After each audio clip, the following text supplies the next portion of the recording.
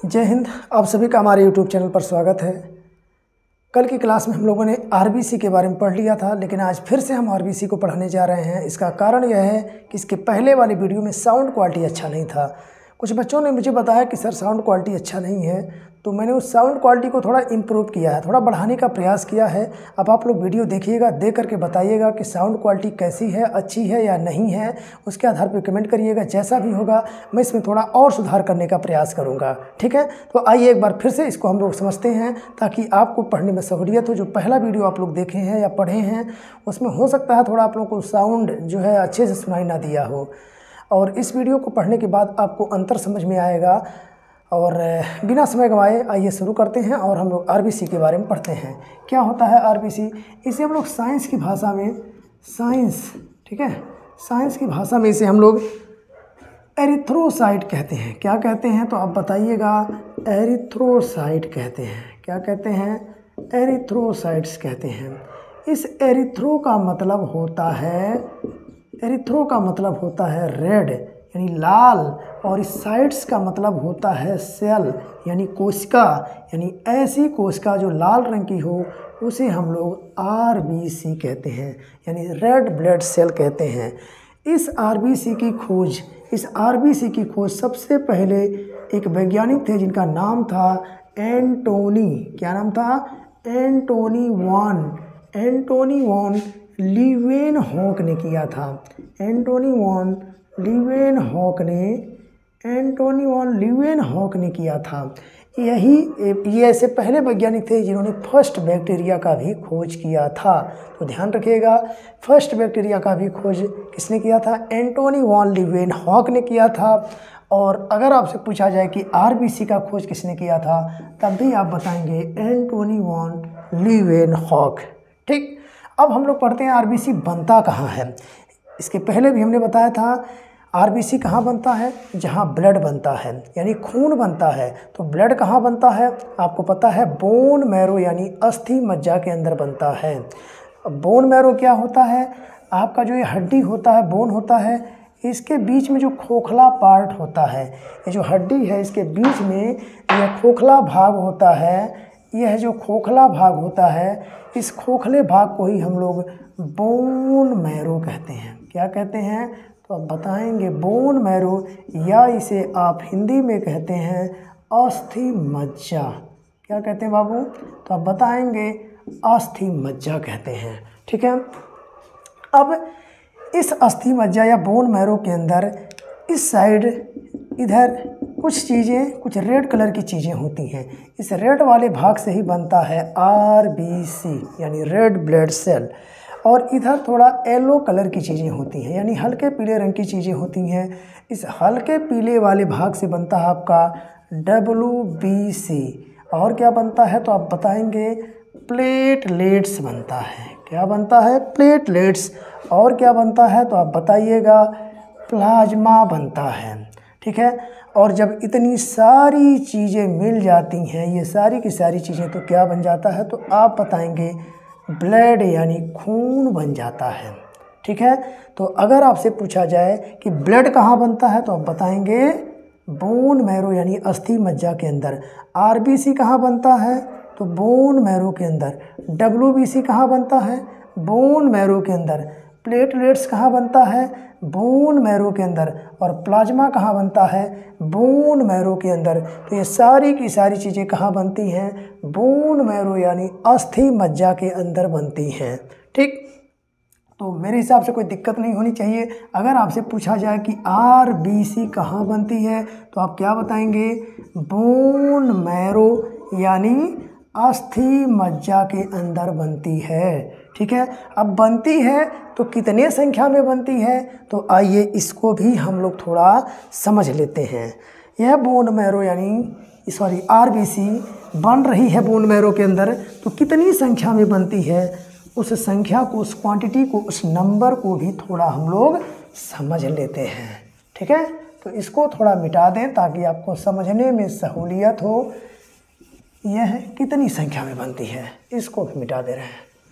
ठीक, आइए यहाँ लिखिए क्वांटिटी। किसका क्वांटिटी? तो आप लिखेंगे आरबीसी की क्वांटिटी। आप लिखिएगा आरबीसी की क्वांटिटी। क्वांटिटी, क्वांटिटी मतलब मात्रा, या इसी को आप नंबर भी कह सकते हैं, यानी RBC कितनी संख्या में बनता है।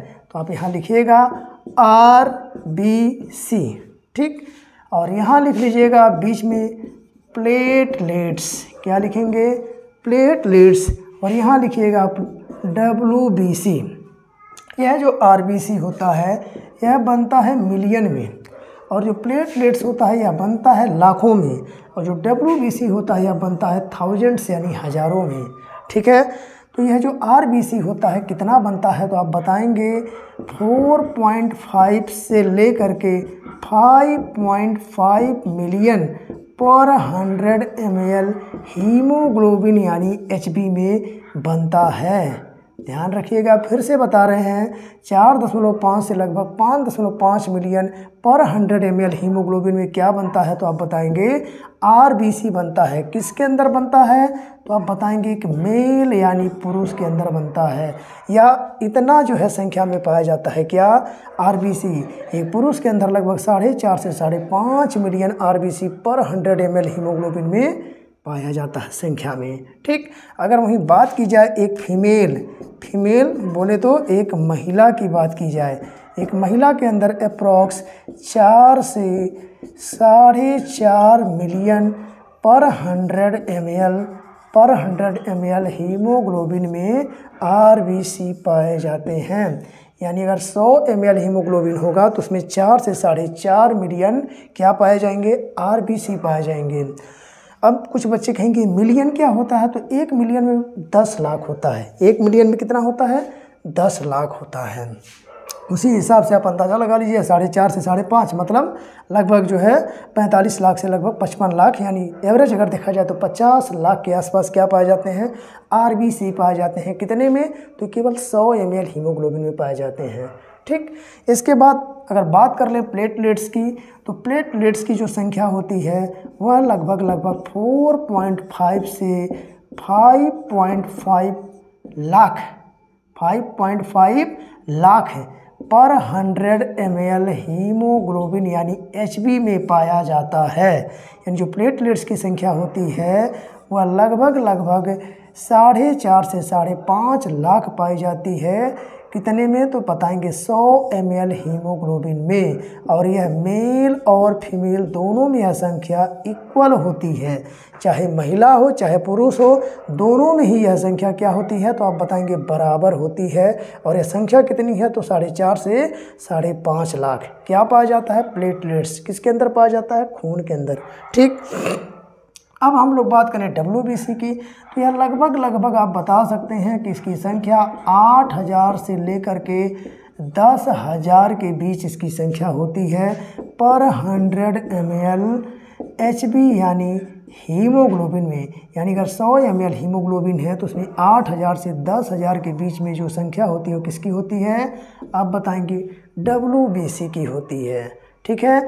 और यह WBC की संख्या भी मेल और फीमेल दोनों में इक्वल यानी बराबर होती है।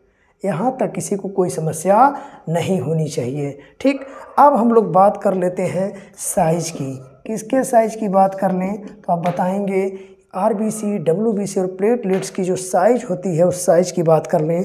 अगर साइज देखा जाए तो सबसे बड़े साइज में पाया जाता है WBC, ठीक। उसके बाद होता है प्लेटलेट्स, क्या होता है, तो आप बताएंगे प्लेटलेट्स होता है। उसके बाद क्या होता है, RBC। यानी अगर साइज में देखा जाए, आकार में सबसे बड़ा कौन होगा, WBC, उससे छोटा कौन होगा, प्लेटलेट्स, और सबसे छोटा कौन होगा, RBC होगा। तो यहाँ से आपके कई प्रश्न तैयार हो रहे हैं, कई प्रश्न बन रहे हैं। अगर आपसे पूछ लिया जाए मानव रुधिर की सबसे छोटी कोशिका, तो क्या बताएंगे, RBC। मानव रुधिर की सबसे बड़ी कोशिका WBC, ठीक है।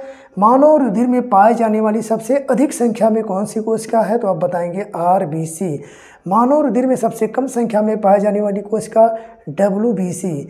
एक प्रश्न और आपसे पूछता है कि रुधिर की या ब्लड की मेन सेल कौन होती है, मेन माने मुख्य कोशिका, मेन सेल क्या होती है, तो आप बताएंगे RBC होता है। तो ये 5 क्वेश्चन आपके तैयार हो गए, ठीक है। मानव रुधिर की सबसे मुख्य कोशिका कौन सी होती है? आरबीसी होती है। ठीक, साइज को थोड़ा सा एक उदाहरण से हम लोग समझते हैं।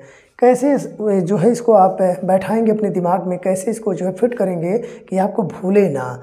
आप एक उदाहरण याद रखिएगा। मान लीजिए एक बोरा है, उस बोरे के अंदर आप जो है एक बोरे के अंदर तरबूज रखिए, कितना पीस आएगा?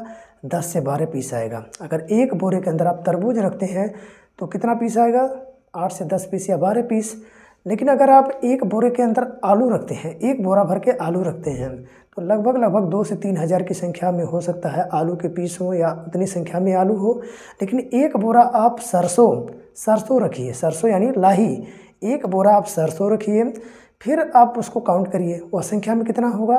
तो शायद आप उसको काउंट नहीं कर पाएंगे, गिन नहीं पाएंगे। एक बोरे के अंदर असंख्य, यानी अगर सीधी भाषा में कहें तो लाखों में होंगे, मिलियन में होंगे, करोड़ों में होंगे। आप गिन नहीं सकते हैं कि कितने सरसों के दाने एक बोरे के अंदर होंगे। ठीक है, कहने का मतलब ये, जो साइज में छोटा है वह संख्या में ज़्यादा है, जो साइज में बड़ा है वह संख्या में कम है। जैसे यहाँ देखिए WBC क्या है, तो हमने बताया WBC क्या है। तो यह साइज में क्या है?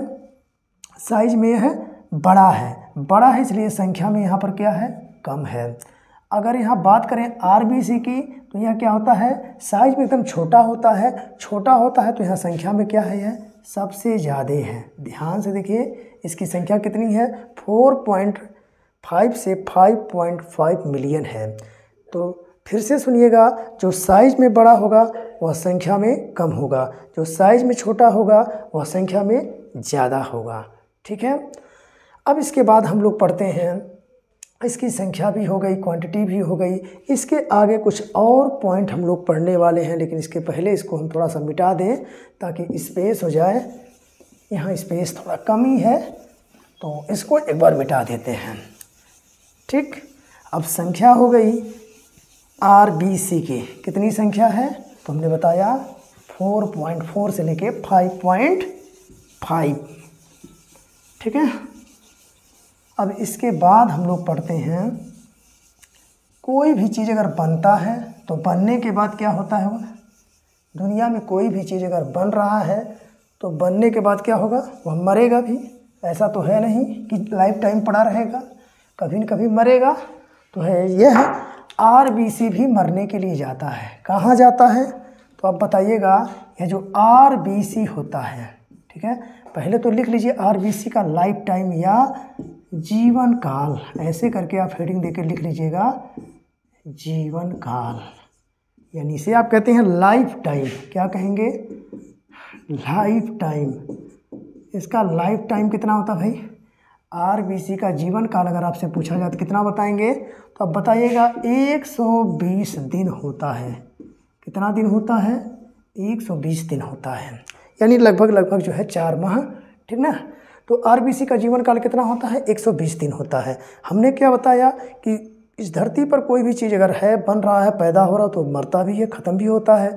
तो यह RBC कितने दिन बाद मर जाता है? 120 दिन बाद मर जाता है।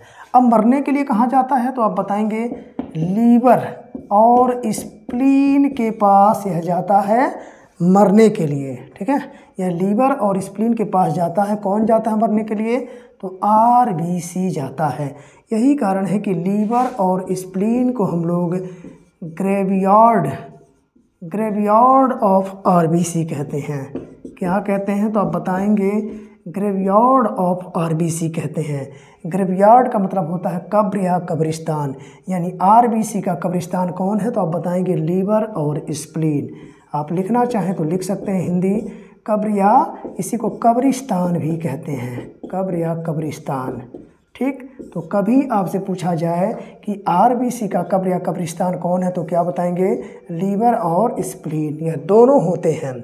तो ग्रेवयार्ड ऑफ RBC किसे कहेंगे? तो लीवर और स्प्लीन को कहते हैं। क्यों कहते हैं? क्योंकि यह RBC मरने के लिए किसके पास जाता है? RBC तो क्या बताएंगे?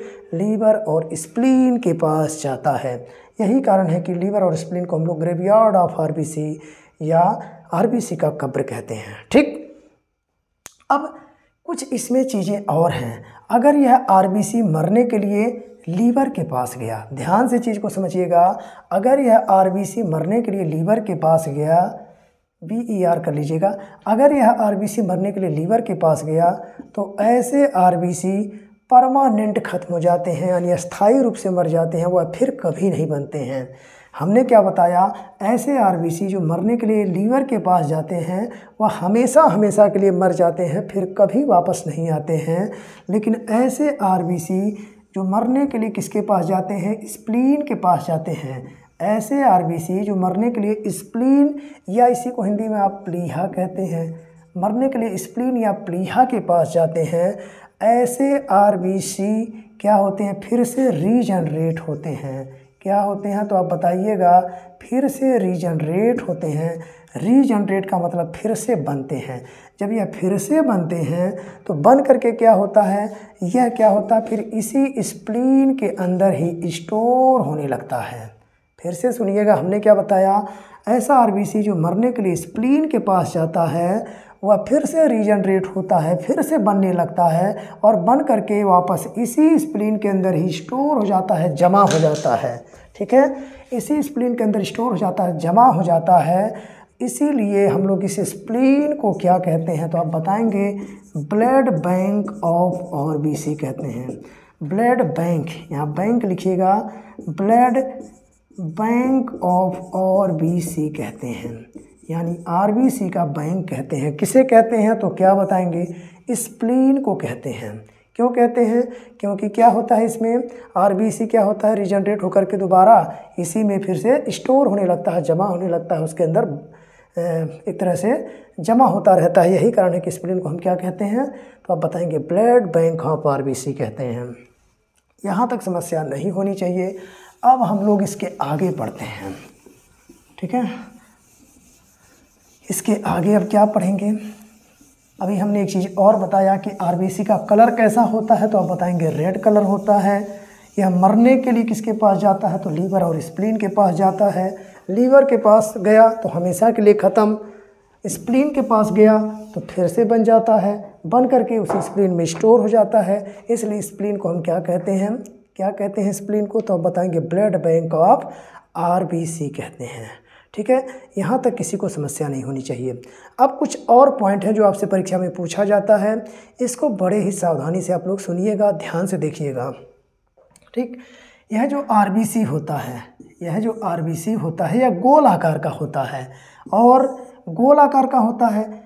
इसके पहले एक चीज़ और बता दें, हम जितनी कोशिकाएं होती हैं, कोशिका यानी सेल होता है, आरबीसी भी एक कोशिका है, सेल है, यहाँ लिखा है रेड ब्लड सेल, सेल माने कोशिका, यह कोशिका है। जितनी भी कोशिकाएं होती हैं उसके अंदर न्यूक्लियस होता है। ठीक है, क्या होता है, न्यूक्लियस यानी केंद्रक होता है।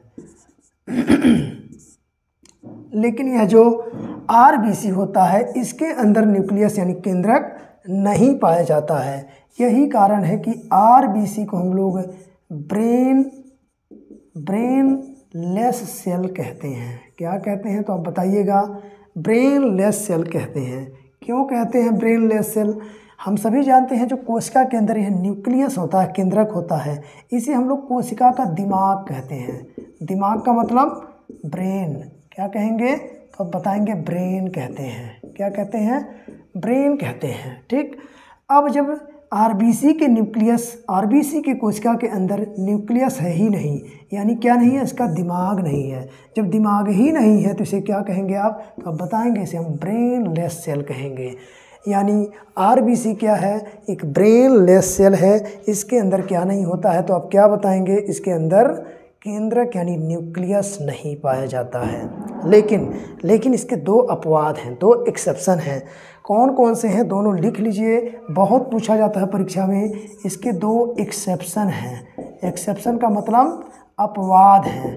कौन कौन से दो अपवाद हैं तो पहला लिखिएगा आप, कैमल, कैमल यानी ऊंट। इसका दूसरा एग्जाम्पल आप लिखिएगा लामा, लामा भी एक प्रकार का क्या है, छोटा ऊंट है जो लद्दाख और हिमाचल के क्षेत्रों में पाया जाता है।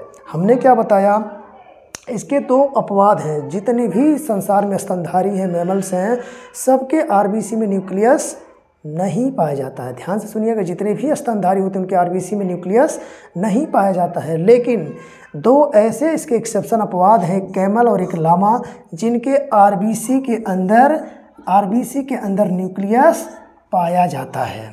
इन दोनों के अंदर क्या होगा, न्यूक्लियस पाया जाएगा। यह कैमल ऊंट जो राजस्थान में पाया जाता है, यह लामा जो होता है यह भी एक प्रकार का छोटा ऊंट होता है जो लद्दाख और हिमाचल के क्षेत्रों में पहाड़ों पर पाया जाता है। ठीक ना। तो दो यह एक्सेप्शन है, दोनों पूछे जाते हैं कि ऐसे कौन से स्तनधारी हैं जिनके आरबीसी के अंदर न्यूक्लियस पाया जाता है। तो आप बताएंगे कैमल और लामा। ठीक है। अब इसके बाद कुछ और आपसे परीक्षाओं में पूछता है प्रश्न, जैसे जब आप पहाड़ों पर चढ़ाई करते हैं तो आपके अंदर आरबीसी 10% ज़्यादा बनता है। जब आप आराम करते हैं यानी सोते हैं उस टाइम 5% आरबीसी कम बनता है। तो ये दोनों प्रश्न जो है पूछे जाते हैं परीक्षाओं में, इसको आप लोग याद रखिएगा। अब हम लोग इसके आगे पढ़ते हैं कुछ और चीज़ें। फंक्शन ऑफ आरबीसी यानी आरबीसी के कार्य, कौन कौन से कार्य होते हैं आरबीसी के, या आरबीसी कौन कौन सा काम करता है। तो नेक्स्ट हेडिंग क्या देंगे हम लोग, फंक्शन ऑफ आरबीसी। यहाँ लिख लीजिए, फंक्शन ऑफ आरबीसी यानी आरबीसी के कार्य, यहीं पर लिख दीजिए कार्य। तो कौन सा कार्य होता है भाई आरबीसी का, तो आप बताएंगे आरबीसी का एक ही कार्य है। कौन सा कार्य है, ऑक्सीजन को लेकर जाना कहाँ तक, तो सेल्स यानी कोशिका तक ऑक्सीजन को लेकर जाना, और फिर इस कोशिका से वापस कार्बन डाइऑक्साइड को लेकर आना। हमने क्या बताया, ऑक्सीजन को लेकर जाना और फिर वापस कार्बन डाइऑक्साइड को लेकर आना, कहाँ से, सेल से यानी कोशिका से। तो इसका केवल एक ही कार्य आप लिख सकते हैं, ऑक्सीजन को कोशिकाओं तक पहुंचाना, वापस कोशिकाओं से कार्बन डाइऑक्साइड को लाना। जब यह ऑक्सीजन को लेकर जाता है तो भाई ऑक्सीजन को लेकर कौन जाता है, आपको पता है कौन जाता है, आरबीसी। और आरबीसी के अंदर क्या होता है, एचबी यानी हीमोग्लोबिन। जब यह हीमोग्लोबिन ऑक्सीजन के साथ रिएक्शन करता है तो यह बनाता है HbO2। क्या बनाता है, HbO2। और इसका नाम क्या हो जाता है, तो आप क्या बताएंगे, इसका नाम होता है ऑक्सी हीमोग्लोबिन। क्या नाम होता है, ऑक्सी हीमोग्लोबिन।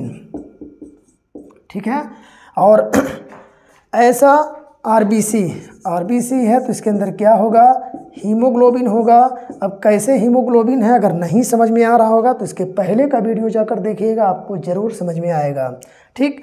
हीमोग्लोबिन जब क्या करता है, कार्बन डाइऑक्साइड के साथ रिएक्शन करता है। हमने क्या कहा, ऑक्सीजन को लेकर जाता है, फिर वापस कोशिका के पास से क्या करता है, कार्बन डाइऑक्साइड लेकर आता है। तो ऑक्सीजन को ले जाना, कार्बन डाइऑक्साइड को ले आना, बस इतना ही काम किसका है, आरबीसी का है। ठीक है।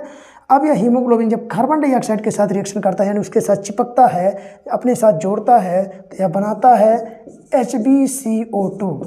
और तब इसका नाम क्या हो जाता है, तो आप बताएंगे कार्बोक्सी हीमोग्लोबिन। ठीक है, कार्बोक्सी हीमोग्लोबिन। जब ऑक्सीजन को लेकर गया तो नाम पड़ गया ऑक्सी हीमोग्लोबिन, जब कार्बन डाइऑक्साइड को लेकर आया तो नाम पड़ गया कार्बोक्सी हीमोग्लोबिन। ठीक है। तो ये सारे के सारे प्रश्न आपसे परीक्षाओं में पूछे जाते हैं। तो हमने आपको बता दिया इसका फंक्शन है, इसका कार्य क्या होता है, किसका, आरबीसी का। तो आप क्या बताएंगे, इसका एक ही कार्य है। क्या कार्य है, ऑक्सीजन को ले जाना, कार्बन डाइऑक्साइड को ले आना। ठीक है, किसका, आरबीसी का। अब इसके आगे हम लोग पढ़ते हैं नेक्स्ट, इस आरबीसी से कौन कौन बीमारियां यानी डिजीज होते हैं, यानी डिजीज ऑफ आरबीसी। तो नेक्स्ट हेडिंग आप क्या देंगे, डिजीज ऑफ आरबीसी। अब लगभग जितनी चीज़ें थी आरबीसी से मैंने बताने का प्रयास किया है। अगर कहीं एक दो पॉइंट छूटता है तो फिर से मैं उसको जो है देखूंगा, और जो भी प्रश्न, जो भी क्वेश्चन होगा उसको ज़रूर हम करवाएंगे। जब क्वेश्चन पेपर हम कभी करवाएंगे तो उसमें उसको इंक्लूड कर देंगे। मेरे हिसाब से मैंने कंप्लीट बताने का प्रयास किया है, कुछ भी छूटा नहीं है। फिर भी अगर छूटता है उसको ज़रूर हम बाद में मेंशन करेंगे। आइए इसके बाद अब हम लोग पढ़ते हैं इसके आगे हमने क्या बताया, डिजीज ऑफ आरबीसी, यानी आरबीसी से कौन कौन सी बीमारियां होती हैं इसको हम लोग पढ़ लेते हैं, डिजीज ऑफ आरबीसी। तो नेक्स्ट हेडिंग क्या देंगे आप, disease of RBC, disease of RBC, यहाँ लिखिए disease of RBC, DISEASE, disease of RBC, यानी आरबीसी से होने वाली बीमारियां, या लिख सकते हैं आरबीसी की बीमारियां, यानी कौन कौन सी बीमारियां हैं जो आरबीसी की वजह से होती हैं। तो पहली बीमारी आप लिखिएगा एनीमिया, क्या लिखेंगे, एनीमिया, एनीमिया को आप हिंदी में ऐसे लिख लीजिएगा एनीमिया, ठीक है। अब एनीमिया क्या होता है भाई, एनीमिया क्या होता है, तो आरबीसी की कमी से क्या होता है, आरबीसी की कमी से क्या होता है, खून की कमी हो जाती है। अगर आपके शरीर में आरबीसी कम बनेगा तो खून कम होगा, और खून की कमी से होने वाले रोग को ही हम लोग एनीमिया कहते हैं, ठीक है।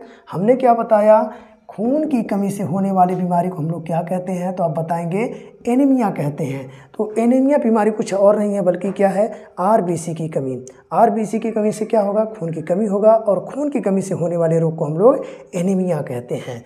नेक्स्ट बीमारी, अगली नेक्स्ट आप लिख सकते हैं, अगली बीमारी क्या लिख सकते हैं आप, तो आप लिख सकते हैं पॉलीसाइथेमिया। कौन सी बीमारी है, तो आप लिखिएगा पॉलीसाइथेमिया। अब आप बताइए पॉलीसाइथेमिया क्या है भाई, पॉलीसाइथेमिया, ठीक है, पॉलीसाइथेमिया, या पॉलीसाइथेमिया क्या होता है, यह यहाँ पॉली है, इस पॉली का मतलब क्या हुआ, इस बीमारी में क्या होता है, आरबीसी ज़्यादा संख्या में बनते हैं। यानी पॉलीसाइथेमिया एक ऐसी बीमारी है जिसके अंदर आरबीसी बहुत अधिक मात्रा में बनने लगता है। आपको पता है कि आरबीसी की संख्या फिक्स होती है, निश्चित होती है, लेकिन जब किसी कारणवश यह आरबीसी निश्चित मात्रा से अधिक संख्या में बनने लगते हैं तो उससे उत्पन्न बीमारी को ही हम लोग पॉलीसाइथेमिया कहते हैं, ठीक है। आपको पता है कि लगभग 4.5 से 5.5 मिलियन क्या होते हैं पर 100 ml में क्या पाए जाते हैं, तो आप बताएंगे आरबीसी पाए जाते हैं। लेकिन जब किसी कारणवश इससे अधिक संख्या में, इससे ऊपर अधिक संख्या में आरबीसी बनने लगता है तब कौन सी बीमारी होती है, तो आप बताएंगे पॉलीसाइथेमिया होती है। अब इस पॉलीसाइथेमिया में क्या होता है, जब अधिक मात्रा में आरबीसी बनता है तो इसके अंदर क्या होता है, आपके शरीर के अंदर या आपके शरीर के स्किन के ऊपर काले रंग के धब्बे पड़ जाते हैं, ब्लैक स्पॉट पड़ जाते हैं, पूरे स्किन पे काले काले रंग का जो है धब्बा बन जाता है। इसी बीमारी को हम लोग पॉलीसाइथेमिया के नाम से जानते हैं, ठीक है। अब नेक्स्ट आप बीमारी लिख सकते हैं तीसरा, यह भी पूछा जाता है, आप लिखेंगे थैलेसेमिया। क्या लिखेंगे, थैलेसेमिया। आप हिंदी में लिखना चाहें तो लिख लीजिएगा थैलेसेमिया, ठीक है ना, थैलेसेमिया। अब आप कहेंगे थैलेसेमिया क्या होता है, तो थैलेसेमिया में क्या होता है, जो आरबीसी का जो लाइफ टाइम यानी जीवन काल होता है वह कितना दिन है, 120 दिन होता है। थैलेसेमिया बीमारी में क्या होता है, जो आरबीसी का जीवन काल है वह कितना दिन है, 120 दिन। यह आरबीसी 120 दिन में मर जाता है, तो यह 120 दिन के पहले ही लगभग 50 से 60 दिन में ही क्या होता है, यह मर जाता है, ठीक है। थैलेसेमिया बीमारी में क्या होता है, जब आरबीसी अपने निश्चित जीवन काल से पहले ही मर जाता है तो इससे उत्पन्न बीमारी को हम लोग थैलेसेमिया कहते हैं, ठीक है। थैलेसेमिया बीमारी में जो आरबीसी होता है वो 50 से 60 दिन के अंदर ही मर जाता है, और जब आरबीसी जल्दी जल्दी मरेगा तो क्या होगा, आपके अंदर खून की कमी होगी, और खून की कमी हो जाएगी तो इंसान की भी मौत हो जाएगी, ठीक। अब चौथा और लास्ट आप लोग लिख लीजिए सिकल सेल एनीमिया। एक बीमारी है सिकल सेल एनीमिया। हिंदी में लिखना चाहें तो आप लिख लीजिएगा सिकल सेल एनीमिया, ठीक है, सिकल सेल एनीमिया। यह सिकल सेल एनीमिया क्या होता है भाई, यह सिकल सेल एनीमिया यह भी एक प्रकार की खतरनाक बीमारी है। कैसे, इसको समझते हैं ज़रा। सिकल सेल एनीमिया, हम सभी को पता है कि जो आरबीसी का आकार होता है वह कैसा होता है, गोल होता है, या गोल आरबीसी होता है। लेकिन जब किसी कारणवश यह आरबीसी जो गोल होता है इसका साइज जो होता है वह चेंज हो जाता है, वह अर्धचंद्राकार हो जाता है, यानी आधे चांद के आकार का या हंसिया के आकार का हो जाता है। तो इससे क्या होता है, जब इसका साइज पतला हो जाता है, छोटा हो जाता है, आधा हो जाता है या आधे चांद के आकार का हो जाता है, तो यह जहाँ हीमोग्लोबिन अपने साथ 4 ऑक्सीजन मॉलिक्यूल को बाइंड कर रहा था, जोड़ रहा था, अब यह 4 ऑक्सीजन मॉलिक्यूल को अपने साथ नहीं जोड़ पाता है। क्यों? आपको पता है अब यह क्या करेगा, बड़े मुश्किल से क्या करेगा, यह जो है 1 या 2 ऑक्सीजन मॉलिक्यूल को ही अपने साथ जोड़ पाता है। कौन? आरबीसी। अब आप लोग कहेंगे सर जी हाँ एचबी क्यों लिख रहे हैं भाई, आरबीसी के अंदर ही तो एचबी होता है, एचबी यानी हीमोग्लोबिन होता है। तो यह हीमोग्लोबिन क्या करता है, अपने साथ 1 या 2 ऑक्सीजन को ही बाइंड कर पाता है, जोड़ पाता है, जिसकी वजह से आपकी कोशिकाओं के अंदर यानी सेल के अंदर कम संख्या में ऑक्सीजन पहुंच पाता है। ठीक है, जब कम संख्या में ऑक्सीजन आएगा तो कम संख्या में ग्लूकोज टूटेगा। क्यों?